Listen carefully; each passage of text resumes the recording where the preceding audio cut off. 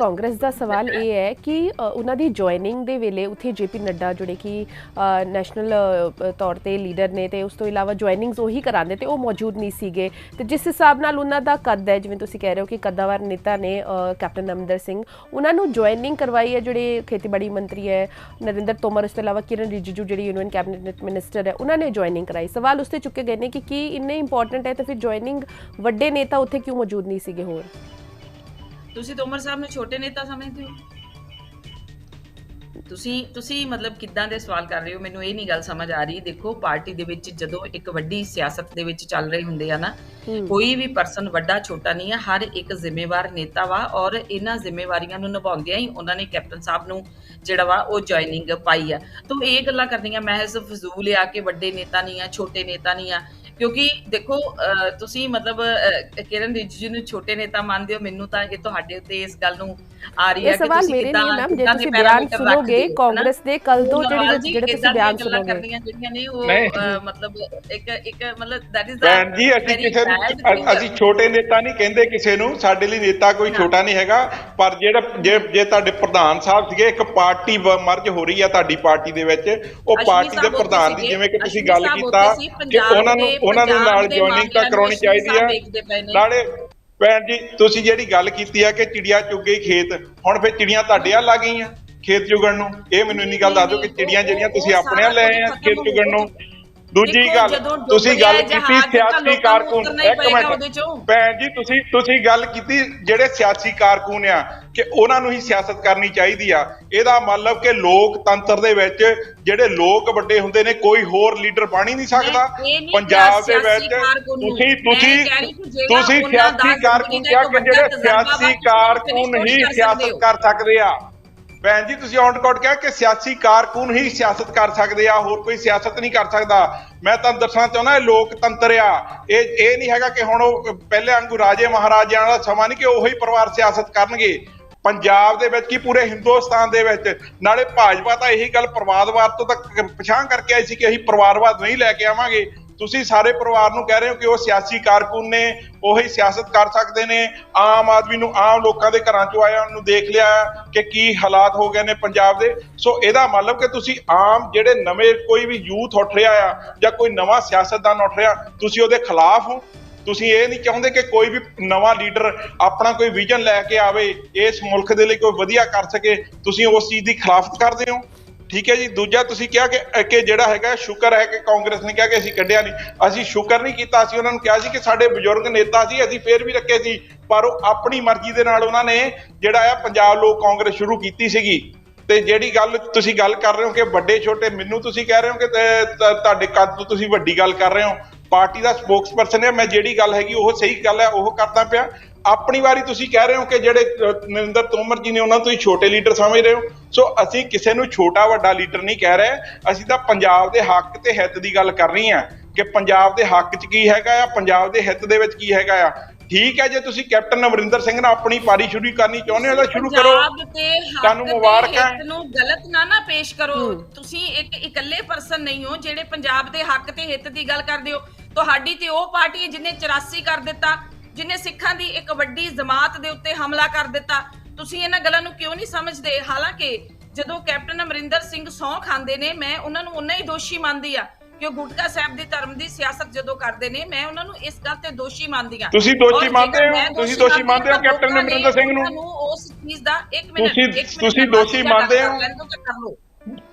ਦੇਖੋ ਕਰੋ ਤੁਸੀਂ ਕਰੋ ਭੈਣ ਜੀ ਕਰ ਲਓ ਹਾਂ ਦੇਖੋ ਨਹੀਂ ਕਰੋ ਤੁਸੀਂ ਭੈਣ ਜੀ ਕਰੋ ਉਹਨਾਂ ਨੇ ਗੁਟਕਾ ਸਾਹਿਬ ਦੀ ਸਹੁੰ ਖਾਦੀ ਹੈ ਨਾ ਉਹਨਾਂ ਦਾ ਇੱਕ ਇਹ ਜੇ ਨਿੱਜੀ ਗੱਲ ਨੂੰ ਦੇਖਿਆ ਜਾਵੇ ਸਿਆਸਤ ਦੇ ਵਿੱਚ ਏਦਾਂ ਨਹੀਂ ਹੋਣਾ ਚਾਹੀਦਾ ਜੇਕਰ ਉਹਨਾਂ ਨੇ ਗਲਤ ਕੀਤਾ ਲੋਕਾਂ ਨੇ ਉਸ ਨੂੰ ਉਸ ਚੀਜ਼ ਦੀ ਸਜ਼ਾ ਦਿੱਤੀ ਹੈ ਨਾ ਇਸ ਚੀਜ਼ ਨੂੰ ਅਸੀਂ ਇਨਕਾਰੀ ਨਹੀਂ ਆ ਹੁਣ ਜੇਕਰ ਮੈਂ ਅਗਲੀ ਗੱਲ ਕਰਦੀ ਆ ਕਿ ਜੇਕਰ ਉਹਨਾਂ ਦਾ ਇੱਕ ਲਾਈਫ ਦਾ ਇੱਕ ਏਡਾ ਲੰਮਾ ਸਿਆਸੀ ਕਰੀਅਰ ਰਿਹਾ ਵਾ ਇੰਨੀ ਲੰਬਾ ਐਕਸਪੀਰੀਅੰਸ ਆ ਤਾਂ ਤੁਸੀਂ ਇਹਨੂੰ ਕਿਸ ਤਰ੍ਹਾਂ ਕਹਿ ਸਕਦੇ ਹੋ ਕਿ ਉਹ ਇਸ ਲੰਬੇ ਐਕਸਪੀਰੀਅੰਸ ਨੂੰ ਚੁੱਕ ਕੇ ਜ਼ਿੰਦਗੀ ਦੇ ਇਸ ਪੜਾਅ ਦੇ ਉੱਤੇ ਚੱਕ ਕੇ ਉਹ ਖਤਮ ਕਰ ਦੇਣ ਤਾਂ ਹਰ ਬੰਦੇ ਦੀ ਇੱਕ ਆਪਣੀ ਸਿਆਸੀ ਸਮਝ ਆਪਣੀ ਸਿਆਸੀ ਸੂਝ-ਬੂਝ ਹੁੰਦੀ ਆ ਕਿ ਉਹ ਕਿੰਨੀ ਦੇਰ ਤੱਕ ਲੋਕਾਂ ਦੇ ਲਈ ਵਰਕਆਊਟ ਕਰ ਸਕਦਾ ਜੇਕਰ ਉਹ ਬੀਜੇਪੀ ਦੇ ਵਿੱਚ ਆਏ ਨੇ ਬੀਜੇਪੀ ਨੇ ਉਹਨਾਂ ਦਾ ਸਵਾਗਤ ਕੀਤਾ ਵਾ ਕਿਉਂ ਸਵਾਗਤ ਕੀਤਾ ਵਾ ਕਿ ਉਹ ਇੱਕ ਕਿਹੜੇ ਰਾਜਸ਼ਾਹੀ ਪਰਿਵਾਰ ਤੋਂ ਨੇ ਉਹਨਾਂ ਦਾ ਇੱਕ ਸਿਆਸੀ ਲੰਬਾ ਕਰੀਅਰ ਹੈ ਇੱਕ ਕੱਦਵਾਰ ਨੇਤਾ ਨੇ ਜੇਕਰ ਉਹਨਾਂ ਨੇ ਕੋਈ ਗਲਤੀਆਂ ਕੀਤੀਆਂ ਨੇ ਲੋਕਾਂ ਨੇ ਉਸ ਨੂੰ ਸਜ਼ਾ ਭੁਗਤਾ ਕੇ ਅੱਗੇ ਤੋਰਨਾ ਸਾਡਾ ਫਰਜ਼ ਬਣਦਾ। ਜ਼ਿੰਦਗੀ ਦੇ ਵਿੱਚ ਕਦੇ ਵੀ ਕਿਸੇ ਚੀਜ਼ ਦੀ ਸਟੈਗਨੇਸ਼ਨ ਜਿਹੜੀ ਆ ਉਹ ਮਾੜੀ ਹੁੰਦੀ ਆ। ਇਸੇ ਤਰ੍ਹਾਂ ਹੀ ਉਹਨਾਂ ਨੇ ਵੀ ਆਪਣੀ ਲਾਈਫ ਦੀ ਸਟੈਗਨੇਸ਼ਨ ਨਾ ਰੱਖ ਕੇ ਉਹਨੂੰ ਅੱਗੇ ਅਗਰ ਤੋਰਿਆ ਵਾ, ਤਾਂ ਤੁਹਾਨੂੰ ਇਸ ਚੀਜ਼ ਦਾ ਸਵਾਗਤ ਕਰਨਾ ਚਾਹੀਦਾ ਵਾ ਸਿਆਸਤ ਦੇ ਵਿੱਚ, ਕਿ ਬਾਰ-ਬਾਰ ਅਸੀਂ ਇਹ ਗੱਲਾਂ ਕਰੀਏ ਕਿ ਉਹ ਇਸ ਤਰ੍ਹਾਂ ਨਹੀਂ ਰਹੇ, ਉਹ ਇਸ ਤਰ੍ਹਾਂ ਨਹੀਂ ਰਹੇ। ਠੀਕ ਆ, ਹਰ ਇੱਕ ਨੂੰ ਪਤਾ ਵਾ ਕਿ ਉਹਨਾਂ ਨੇ ਕਿਹੜੀਆਂ ਗਲਤੀਆਂ ਕੀਤੀਆਂ ਨੇ, ਲੇਕਿਨ ਕਿਸੇ ਵੀ ਗਲਤੀ ਨੂੰ ਤੁਸੀਂ ਉਹਨੂੰ ਚੇਪੀ ਕਰਕੇ, ਤੁਸੀਂ ਦੇਖੋ ਕਾਂਗਰਸ ਨੇ ਇੱਕ ਕਿੰਨੀ ਵੱਡੀ ਗਲਤੀ ਕੀਤੀ ਜਦੋਂ ਉਹਨਾਂ ਨੇ 84 ਦੇ ਦੌਰ ਦੇ ਵਿੱਚੋਂ ਦੀ ਭੁਗਤਾਇਆ। ਤੁਸੀਂ ਹੁਣ ਦੇਖੋ ਆਪ ਆਉਂਦੀ ਆ, ਕਿੰਨੀਆਂ ਸਾਰੀਆਂ ਬੇਅਦਬੀਆਂ ਹੁੰਦੀਆਂ ਨੇ। ਕਦੀ ਬੇਅਦਬੀਆਂ ਦੀ ਗੱਲ ਆਪ ਦੇ ਆਉਣ ਤੋਂ ਪਹਿਲਾਂ ਕਦੀ ਸੁਣੀ ਸੀ, ਲੇਕਿਨ ਇਨ ਸਪਾਈਟ ਆਫ ਦੈਟ ਲੋਕਾਂ ਨੇ ਉਹਨਾਂ ਨੂੰ ਸੱਤਾ ਦਿੱਤੀ। ਤਾਂ ਕੈਪਟਨ ਅਮਰਿੰਦਰ ਸਿੰਘ ਨੇ ਇਹੋ ਜਿਹਾ, ਅਜੇ ਤੱਕ ਮੈਂ ਇਹ ਸੋਚਦੀ ਹਾਂ ਕਿ ਸਿਆਸਤ ਦੇ ਵਿੱਚ ਲੋਕ ਸੇਵਾ ਦੇ ਨਾਲ-ਨਾਲ ਗਲਤੀਆਂ ਹੋਣੀਆਂ ਵੀ ਹੋ ਜਾਂਦੀਆਂ ਨੇ, ਮਨੁੱਖ ਨੇ, ਸਾਰੇ ਗਲਤੀਆਂ ਕਰਦੇ ਨੇ।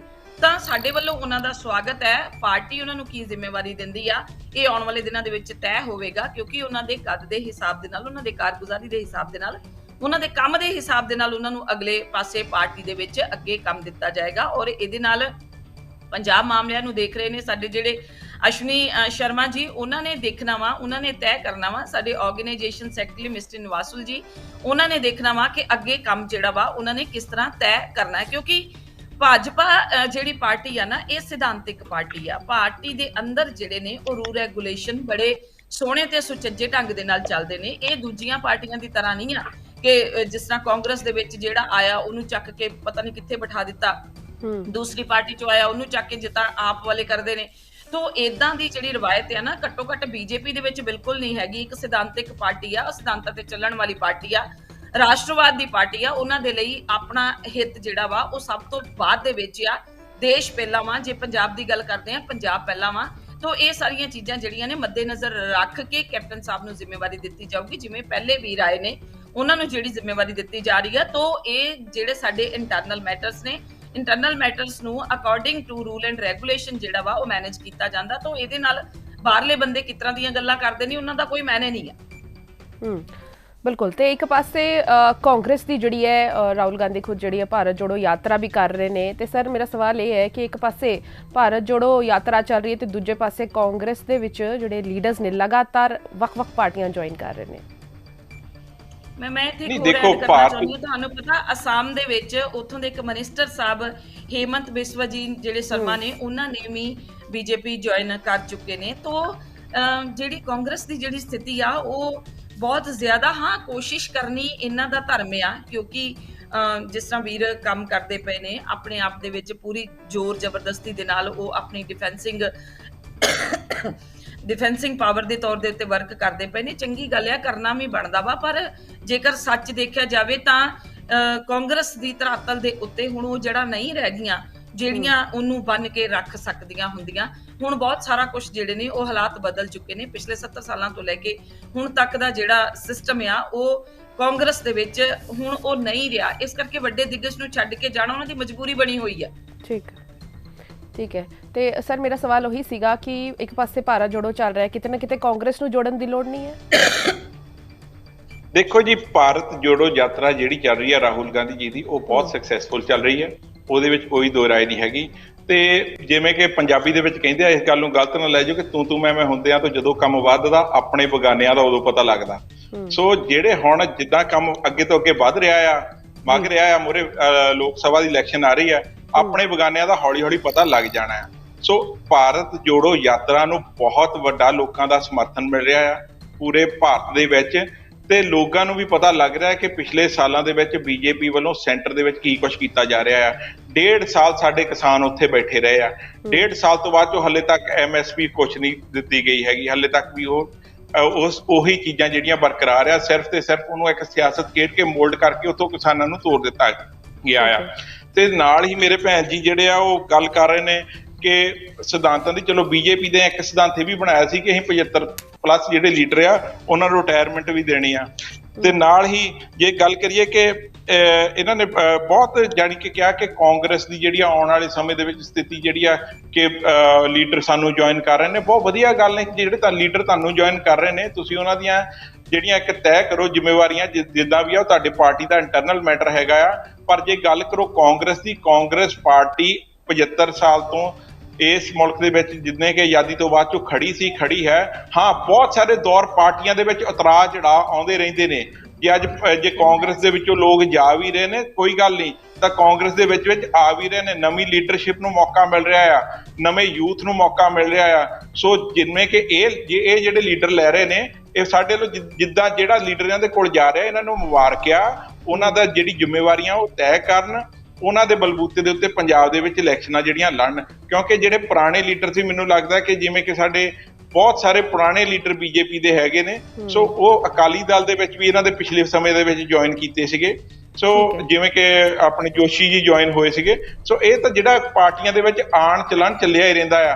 ਪਰ ਜੇ ਗੱਲ ਕਰਾਂ ਕਿ ਕਾਂਗਰਸ ਪਾਰਟੀ ਪਹਿਲਾਂ ਵੀ ਖੜੀ ਰਹੀ ਆ, ਆਜ਼ਾਦੀ ਤੋਂ ਪਹਿਲਾਂ ਆਜ਼ਾਦੀ ਦੀ ਜੰਗ ਵੀ ਲੜੀ ਆ, ਤੇ ਉਹਦੇ ਵਿੱਚ ਅਸੀਂ ਜਿੱਤ ਵੀ ਪ੍ਰਾਪਤ ਕੀਤੀ ਸੀ। ਅਸੀਂ ਮੁਲਕ ਨੂੰ ਆਜ਼ਾਦ ਵੀ ਕਰਾਇਆ। 70 ਸਾਲ ਜਿਹੜਾ ਆ ਉਹਦੇ ਵਿੱਚ ਮੁਲਕ ਦੇ ਵਿੱਚ ਵਧੀਆ ਡਿਵੈਲਪਮੈਂਟ ਵੀ ਲੈ ਕੇ ਆਏ। ਇਹ ਤਾਂ ਨਹੀਂ ਕਿ ਪਿਛਲੇ 10 ਸਾਲਾਂ 'ਚ ਹੀ ਡਿਵੈਲਪਮੈਂਟ ਆਈ ਹੈ, ਪਹਿਲਾਂ ਵੀ ਡਿਵੈਲਪਮੈਂਟ ਆਉਂਦੀ ਰਹੀ ਹੈ, ਹੁਣ ਗਾਂ ਵੀ ਡਿਵੈਲਪਮੈਂਟ ਆਏਗੀ।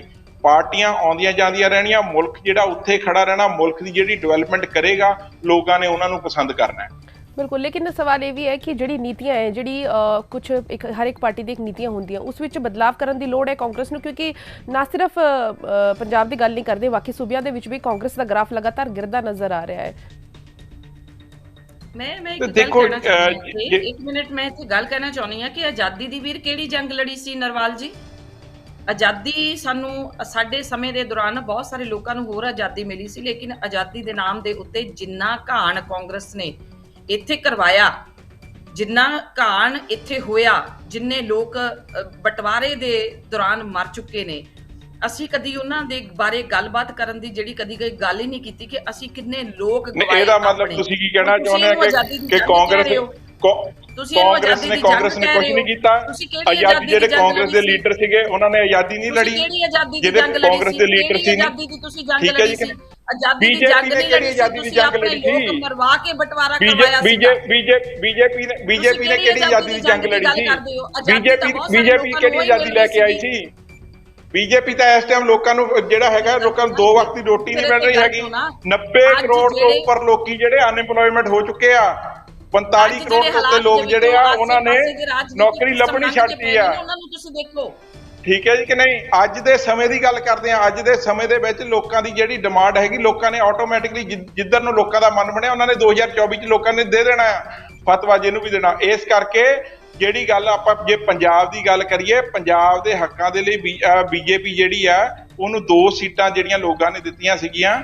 ਸਾਨੂੰ ਤਾਂ ਜੇ 18 ਦੇ ਉੱਤੇ ਆਏ ਆ, ਫਿਰ ਵੀ ਅਸੀਂ ਜਿਹੜੀ ਆ ਮੁੱਖ ਵਿਰੋਧੀ ਧਿਰ ਦਾ ਜਿਹੜਾ ਆ ਆਪਣਾ ਰੋਲ ਅਦਾ ਕਰ ਰਹੇ ਆ, ਤੇ ਨਾ ਹੀ ਅਸੀਂ ਕਿਸੇ ਨੂੰ ਤੋੜ ਰਹੇ ਆ ਕਿ ਕੋਈ ਬੰਦਾ ਦੂਜੀ ਪਾਰਟੀ ਤੋਂ ਤੋੜ ਕੇ ਲਿਆਈਏ। ਅਸੀਂ ਆਪਣੇ ਜਿਹੜਾ ਬੰਦਾ ਆ ਰਿਹਾ ਉਹਦਾ ਵੈਲਕਮ ਕਰ ਰਹੇ ਆ, ਅਸੀਂ ਵੀ ਕਰ ਰਹੇ ਆ।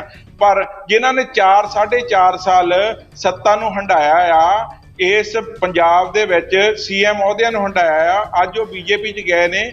ਬੀਜੇਪੀ ਵਾਲੇ ਉਹਨਾਂ ਨੂੰ ਕੀ ਅਹੁਦਾ ਦੇਣਗੇ, ਇਹਦਾ ਤਾਂ ਸਪਸ਼ਟੀਕਰਨ ਕਰ ਦੇਣ ਇਹ। ਜਸਪ੍ਰੀਤ ਜੀ, ਤੁਹਾਨੂੰ ਲੱਗ ਰਿਹਾ ਕਿ ਕੋਈ ਖਾਸ ਫਰਕ ਨਹੀਂ ਪੜਨ ਵਾਲਾ ਹੈ ਉਹਨਾਂ ਦੀ ਜੁਆਇਨਿੰਗ ਦੇ ਨਾਲ? ਦੇਖੋ ਜੀ, ਉਹ ਤਾਂ ਪਹਿਲਾਂ ਹੀ ਪਾਰਟੀ ਛੱਡ ਚੁੱਕੇ ਸੀਗੇ। ਵਿਧਾਨ ਸਭਾ ਚੋਣਾਂ ਉਹਨਾਂ ਨੇ ਬੀਜੇਪੀ ਨਾਲ ਕਿ ਪੰਜਾਬ ਦੀ ਸਿਆਸਤ ਦੇ ਵਿੱਚ, ਕਿਉਂਕਿ ਬੀਜੇਪੀ ਤੁਹਾਨੂੰ ਕਿਉਂ ਦਿਆ ਜੋ ਗੱਲ ਨਹੀਂ ਪੰਜਾਬ ਦੇ ਵਿੱਚ ਮੈਂ ਤੁਹਾਨੂੰ ਸਪਸ਼ਟ ਪੰਜਾਬ ਦੇ ਵਿੱਚ ਦੇਖੋ, ਪੰਜਾਬ ਦੇ ਵਿੱਚ ਜਿਹੜਾ ਹੈਗਾ ਆ, ਤੁਸੀਂ ਨਾ ਜੋ ਲੋਕਾਂ ਨੇ ਆਪਣੇ ਲੋਕਾਂ ਨੂੰ ਦੇ ਦਿਓ।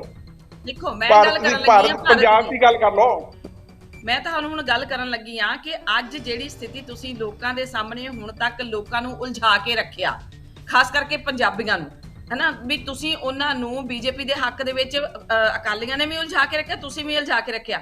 ਹੁਣ ਜੇਕਰ ਅਸੀਂ ਅਕਾਲੀਆਂ ਦੇ ਨਾਲ ਫਿਰ ਤੁਸੀਂ 10 ਸਾਲ ਰਹੇ ਹੋ, ਇੱਕ ਮਿੰਟ, ਤੁਸੀਂ 10 ਸਾਲ ਤੁਸੀਂ ਬੀਜੇਪੀ ਵਾਲੇ ਅਕਾਲੀ ਦਲ ਨਾਲ ਰਹੇ ਹੋ। ਜਸਪ੍ਰੀਤ ਜੀ, ਇੱਕ ਮਿੰਟ, ਚਲੋ ਸੁਣਾਓ, ਤੁਸੀਂ ਗੱਲ ਸੁਣਾਓ। ਜਦੋਂ ਅੱਜ ਦੇ ਹਾਲਾਤ ਦੇ ਮੁਤਾਬਕ ਮੋਦੀ ਸਾਹਿਬ ਦੀ ਪ੍ਰਧਾਨਗੀ ਦੇ ਵਿੱਚ ਭਾਰਤ ਦੀ ਸਥਿਤੀ ਤੇ ਆਸੇ-ਪਾਸੇ ਦੇ ਗਵਾਂਢੀ ਦੇਸ਼ਾਂ ਦੀ ਰਾਜਨੀਤਿਕ ਸਥਿਤੀ ਵੱਲ ਧਿਆਨ ਮਾਰ ਕੇ ਵੇਖੋ।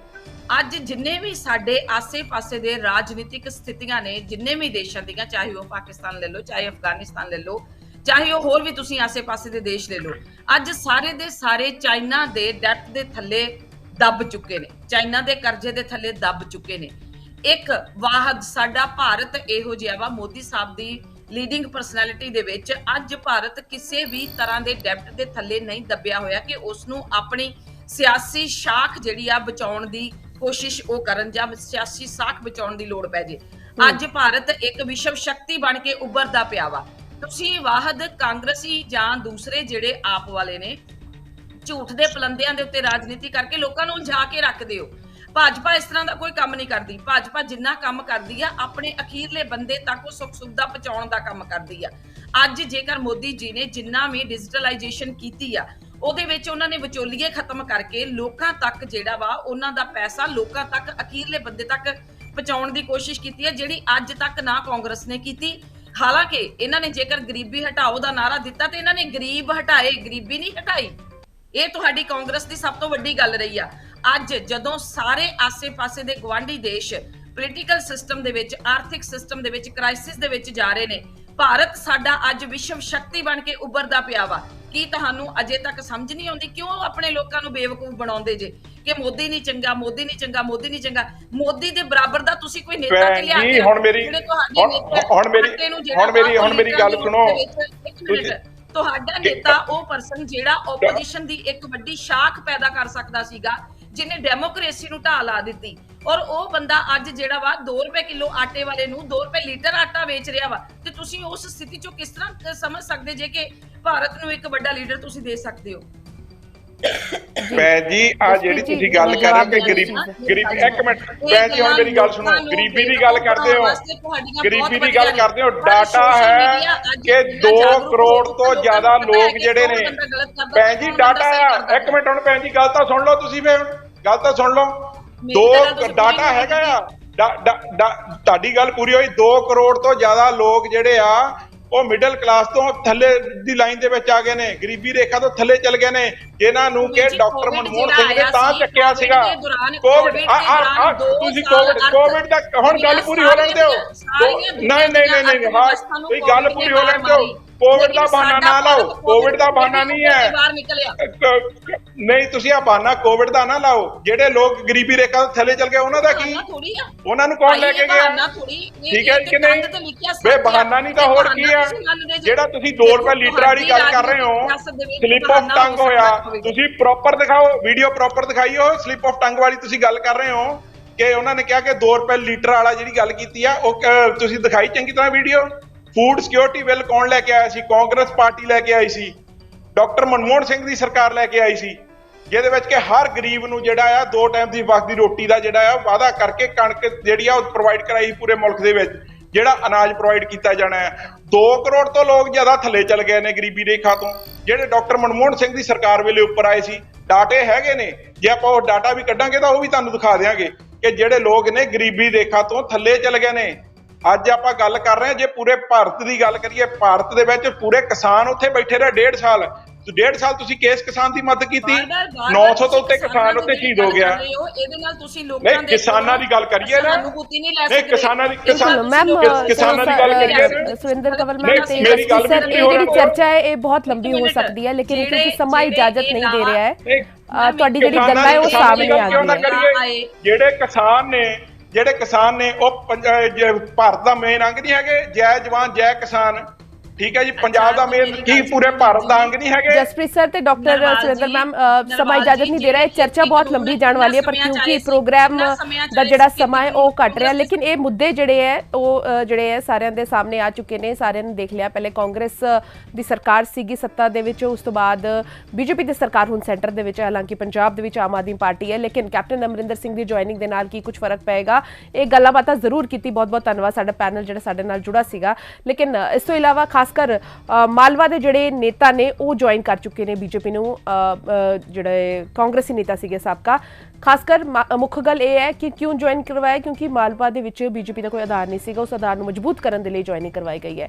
ਹੁਣ ਕੀ ਕੁਛ ਅਸਰ ਰਹੇਗਾ ਇਹ ਆਉਣ ਵਾਲੇ ਸਮੇਂ ਦੇ ਵਿੱਚ ਪਤਾ ਲੱਗੇਗਾ ਕਿ ਕੋਈ ਵੱਡੀ ਜ਼ਿੰਮੇਵਾਰੀ ਦਿੱਤੀ ਜਾਏਗੀ ਨਹੀਂ ਦਿੱਤੀ ਜਾਏਗੀ, ਇਹ ਵੀ ਆਉਣ ਵਾਲਾ ਸਮਾਂ ਦੱਸੇਗਾ। ਲੇਕਿਨ ਅੱਜ ਜਿਹੜਾ ਅਹਿਮ ਮੁੱਦਾ ਇਹ ਸੀਗਾ ਕਿ ਕੈਪਟਨ ਦਾ ਬੀਜੇਪੀ ਜੁਆਇਨ ਕਰਨ ਦੇ ਬਾਅਦ ਕੀ ਕੁਛ ਗ੍ਰਾਫ ਬੀਜੇਪੀ ਦਾ ਵੱਧਦਾ ਹੈ, ਇਹ ਕਿੰਨਾ ਕੀ ਫਰਕ ਜਿਹੜਾ ਹੈ ਸਿਆਸੀ ਤੌਰ ਤੇ ਪੰਜਾਬ ਦੀ ਰਾਜਨੀਤੀ ਵਿੱਚ ਪਏਗਾ, ਇਸ ਬਾਰੇ ਗੱਲਬਾਤ ਕੀਤੀ ਗਈ। ਤੇ ਕੱਲ ਫਿਰ ਮਿਲਾਂਗੇ ਇੱਕ ਨਵੇਂ ਮੁੱਦੇ ਨੂੰ ਲੈ ਕੇ, ਤਦ ਤੱਕ ਮੈਨੂੰ ਦਿਓ ਇਜਾਜ਼ਤ। ਸਤਿ ਸ਼੍ਰੀ ਅਕਾਲ।